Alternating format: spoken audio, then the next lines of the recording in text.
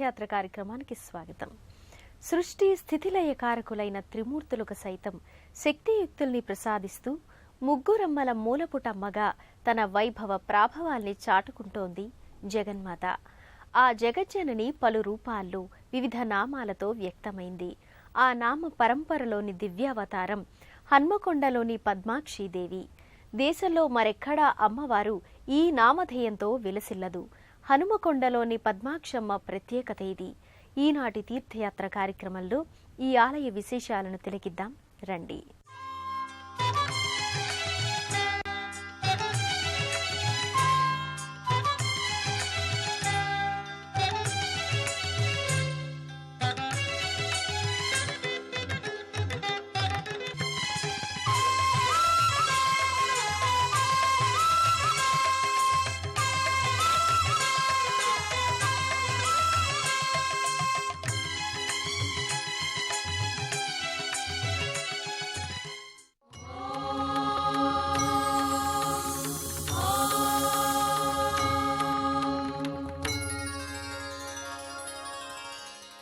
పద్మాక్షమ్మ హన్మకొండలోని గుట్టపై ఆవిష్కృతం కావడానికి పురాణగాథలెన్నో విస్తృతంగా ప్రచారంలో ఉన్నాయి. ఒకప్పుడు హన్మకొండను హనుమద్గిరి అని, సిద్ధులకొండ అని, సిద్ధేశ్వరమని వ్యవహరించేవారు. ఈ క్షేత్ర విశేషాలను బసవ పురాణంలోని సిద్ధేశ్వర చరితం 4వ ఖండం సవివరంగా ప్రస్తావించింది. వరంగల్ జిల్లా హన్మకొండ పట్టణ ప్రాంతంలో ఓ సమున్నత గిరి శిఖరంపై పద్మాక్షి సిద్ధుల కోర్కెను తెలుసుకున్నాడు. శక్తిహీనంతున ఈశ్వరా, సర్వశక్తిమయమైన జగన్మాత లేకుండా తానేమీ చెయ్యజాలనన్నాడు ఈశ్వరుడు. దాంతో మునులు అమ్మవారిని ప్రార్థిస్తారు. సుప్రసన్నమైన జగన్మాత తనని ప్రధాన దైవంగా పూజించాలని, తాను గుట్టపైన వ్యక్తమవుతానని, గుట్ట కింద భాగంలో పరమేశ్వరుడు సిద్ధేశ్వరుడిగా అవతరిస్తాడని చెబుతుంది. ఆ విధంగా సిద్ధేశ్వరిగా పద్మపత్రాయ నేత్రి పద్మాక్షి, జగదానంద స్వరూపుడు సిద్ధేశ్వరుడు ఒకే గుట్టపై అర్చావతార మూర్తులుగా వెలిశారు.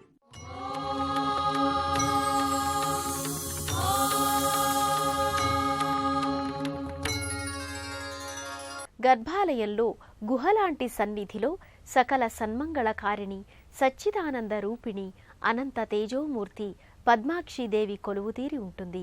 హరిద్రావర్ణ ముఖారవిందంతో సర్వాలంకార శోభితంగా సమస్త లాంఛనాలతో అలరారుతుంది. పద్మాక్షి దివ్య స్వరూపాన్ని వీక్షించి భక్తులు పులకితులవుతారు. కొండ రాతి గుహలో పద్మాసన స్థిత అయి కొయ్య మంటపంలో పద్మాక్షీదేవి విరాజిల్లుతోన్నది.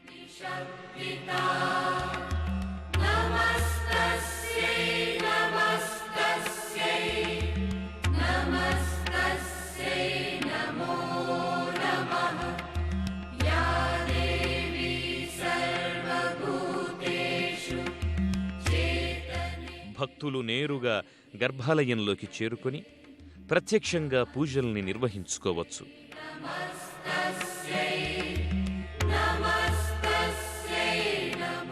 జీవకళ ఉట్టిపడే విగ్రహ సౌందర్యం వర్ణనాతీతం. సుప్రసన్న వదనంతో, అభయవరద ముద్రలతో జగన్మాత ఆనందభరితంగా, శ్రీకరంగా, శుభకరంగా దర్శనమిస్తుంది.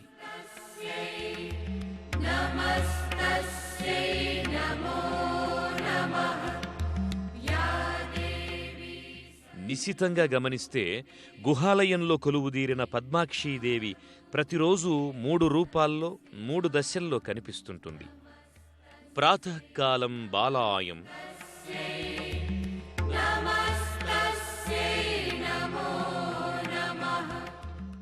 మధ్యాహ్నే యవ్వనే,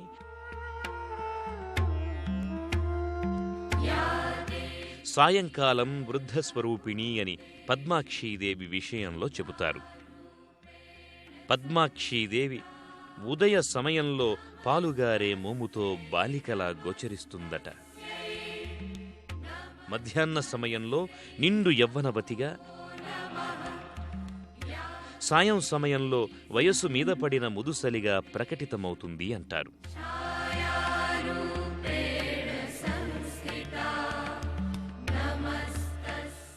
అయితే ఈ మార్పులు అమ్మవారి ముఖం మొత్తంలో కాక కేవలం చెక్కిళ్లలో గోచరిస్తాయి అంటారు. 900 సంవత్సరాల పాటు ఓరుగల్లుని రాజధానిగా చేసుకుని పరిపాలించిన కాకతీయులు పద్మాక్షిని విశేషంగా ఆలయానికి పురాణ ప్రాశస్తే కాదు, చారిత్రక యశస్సు కూడా నేపథ్యంగా ఉంది. కాకతీయులకు ఆరాధ్య దైవం పద్మాక్షమ్మ. కాకతీయ రాజైన మాధవవర్మకు పద్మాక్షి ఓ ఖడ్గాన్ని బహూకరించిందంటారు. కాకతీయ రాజుల్లో ప్రముఖులైన భూతరాజు, బేతరాజు, ప్రోలరాజు, రెండవ బేతరాజు, రెండవ ప్రోలరాజులు పద్మాక్షిని ఇలవేల్పుగా కొలుచుకున్నారు. మంత్రి ప్రగడ్డ ప్రేరణ వలన పద్మాక్షి గుట్ట జైన స్థావరంగా కూడా మారింది. 900 సంవత్సరాల పాటు ఓరుగల్లుని రాజధానిగా చేసుకుని పరిపాలించిన కాకతీయులు పద్మాక్షిని, సిద్ధేశ్వరుణ్ణి విశేషంగా కొలుచుకున్నారు.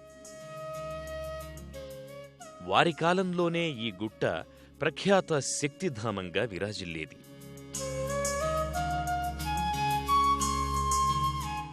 శాక్తేయునికి పట్టుగొమ్మగా భాసిల్లేది. అయితే రెండవ బేతరాజు మంత్రి ప్రగ్గడ జైనమత అభిమాని.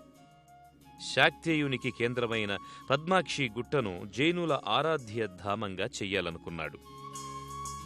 పలువురు జైన తీర్థంకరుల విగ్రహాల్ని కొండరాళ్లపై చెక్కించాడు.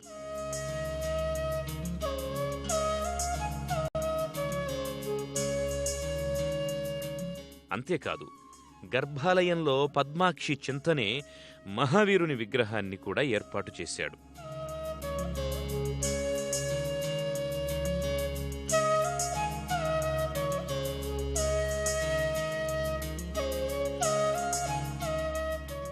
ఆలయంలో కుబేరుని మూర్తిని కూడా ప్రతిష్ఠించారు.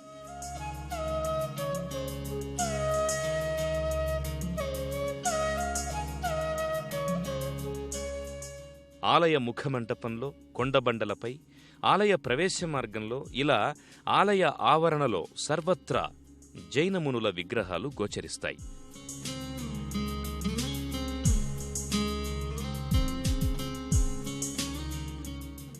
తదనంతర కాలంలో శైవమత ప్రాబల్యం వల్ల పద్మాక్షి గుట్టపై క్రమేపీ జైనమతం సన్నగిల్లింది అనేది చరిత్ర చెబుతోన్న సత్యం.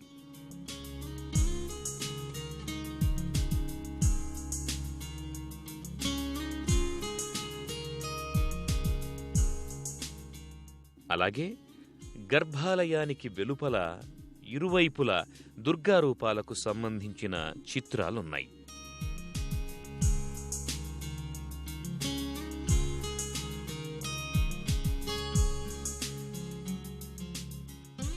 ఓ గుహలో 2 లింగాకృతులు, నందీశ్వరునితో పాటు పాదుకలు ఉంటాయి.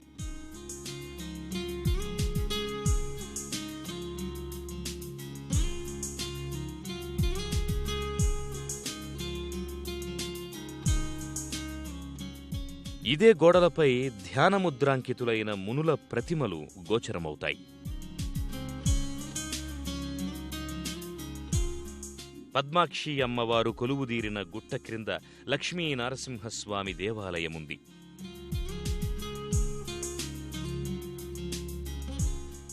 ఈ స్వామిని భక్తులు క్షేత్రపాలకుడిగా ఆరాధిస్తారు.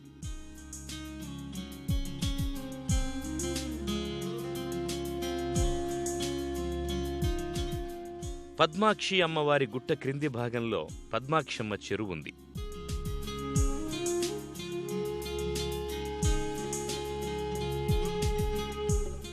వరంగల్, హన్మకొండ, కాజీపేట ప్రాంతాలకు చెందిన మహిళా భక్తులు దేవీ శరన్నవరాత్రుల సమయంలో ఈ చెరువు దగ్గర బతుకమ్మను పూజిస్తారు.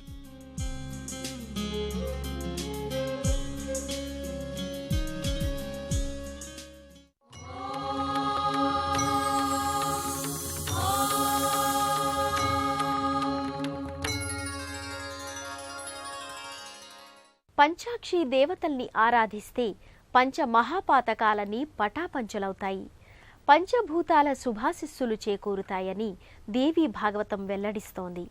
పంచాక్షి దేవతలంటే కంచి కామాక్షి, మధుర మీనాక్షి, కాశీ విశాలాక్షి, హంపి విరూపాక్షి, హన్మకొండ పద్మాక్షి. ఈ పంచాక్షులకు ఆయా 5 ప్రదేశాలలో తప్ప ఆ నామధేయంతో మరెక్కడా ఆలయాలుండవు. ఇది ఈ పంచాక్షి దేవతల ప్రత్యేకత.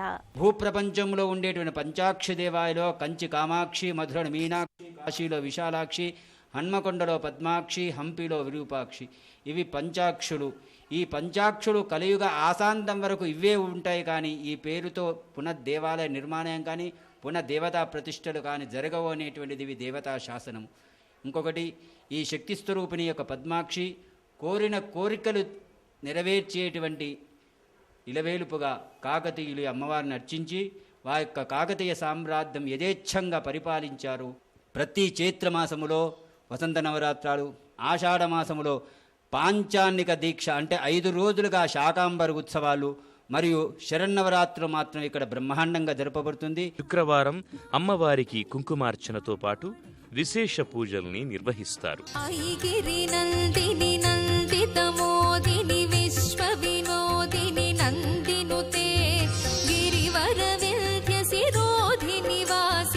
విష్ణు విలాసిని జిష్ణునుతే భగవతి హేషితి కంఠ కుటుంబిని భూరి కుటుంబిని భూరి కృతే జయ జయ హే మహిషాసురమర్దిని రమ్యకపర్దిని శైలసుతే.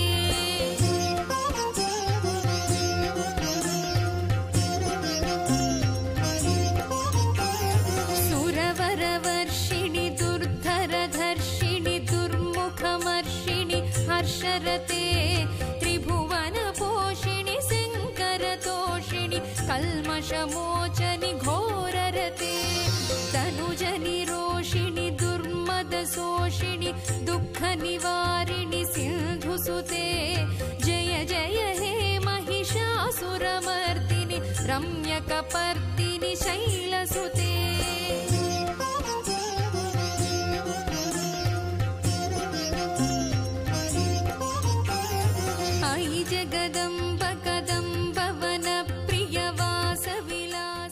శ్రీవిద్యాం పరిపూర్ణ మేరు శిఖరే బిందు త్రికోణే స్థితాం అంటూ జగన్మాతను కీర్తించారు. సజ్జన సంరక్షణిగా, దుర్జన భయాపహారిగా జగన్మాత ఆదిపరాశక్తి పద్మాక్షి పద్మనయని పూజలందుకుంటోంది. ఈ జగజ్జనని దర్శనం సర్వశుభప్రదం, సచ్చిదానందకారకం. మరో తీర్థయాత్ర కార్యక్రమంలో మరో దివ్యక్షేత్ర సందర్శనంతో మళ్ళీ కలుసుకుందాం. అంతవరకు సెలవా మరి. నమస్కారం.